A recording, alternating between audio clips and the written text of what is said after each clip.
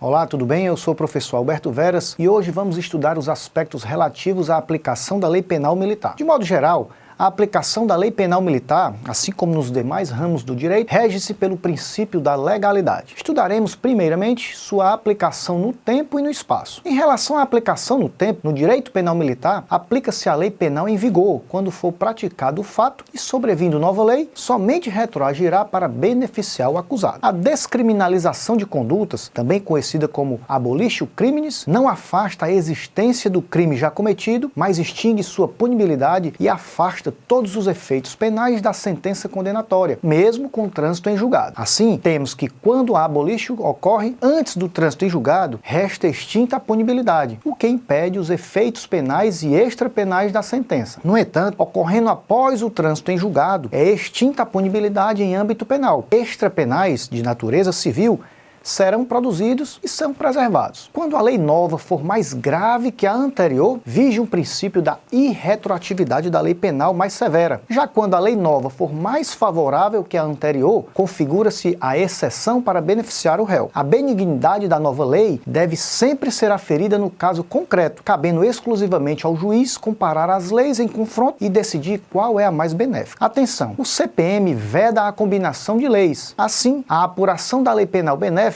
deve ser feita separadamente. O Código Penal Militar, da mesma maneira que o Código Penal, dispõe ser possível a retroatividade e a ultratividade da lei. Nos casos em que a lei for excepcional ou temporária, embora decorrido o período de sua duração, ou cessadas as circunstâncias que a determinaram, estas serão aplicáveis ao fato praticado durante a sua vigência. Em relação à aplicação da lei penal no espaço, o direito penal militar adota a territorialidade e a extraterritorialidade incondicionada, igualmente como regras. Assim, aplica-se a lei penal militar sem prejuízo de convenções, tratados e regras de direito internacional ao crime cometido no todo ou em parte no território nacional. Também se aplica a lei penal militar fora do território, ainda que o agente esteja sendo processado ou tenha sido julgado pela justiça estrangeira. É a ideia de extraterritorialidade irrestrita, justificada pela natureza da atividade e pelos bens jurídicos tutelados. As embarcações e aeronaves militares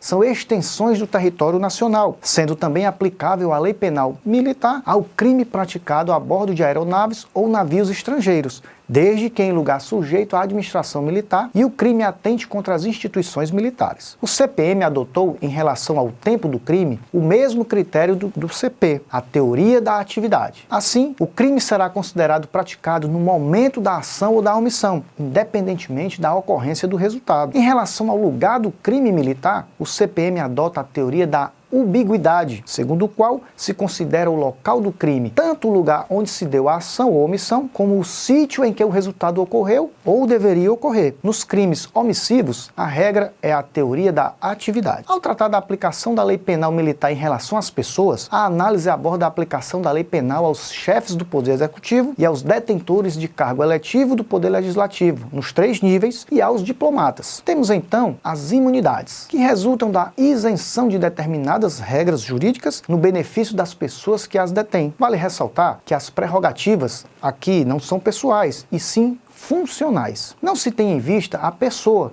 mas sim a função ou o cargo público ou mandado eletivo por ela exercida. Todos os oficiais generais gozam de prerrogativa de foro perante o STF ou STM, a depender do caso concreto, ou seja, do posto ocupado e a natureza da infração penal. Os comandantes das Forças Armadas, por sua vez, têm prerrogativa de foro em quaisquer infrações penais comuns, delitos eleitorais, crimes militares e nos crimes de responsabilidade em geral. O militar que praticar crimes dolosos contra a vida, fora do exercício de suas funções, será julgado normalmente pela justiça comum. Já quando tais crimes forem praticados em contextos relativos à função militar, a competência será da Justiça Militar da União. Atenção, existem 2 ações diretas de inconstitucionalidade, as de números 5.804 e 5.901, que discutem a competência para processar e julgar os crimes dolosos cometidos por militares contra a vida de civis. Fique atento. É com essa observação que encerramos o nosso estudo de hoje.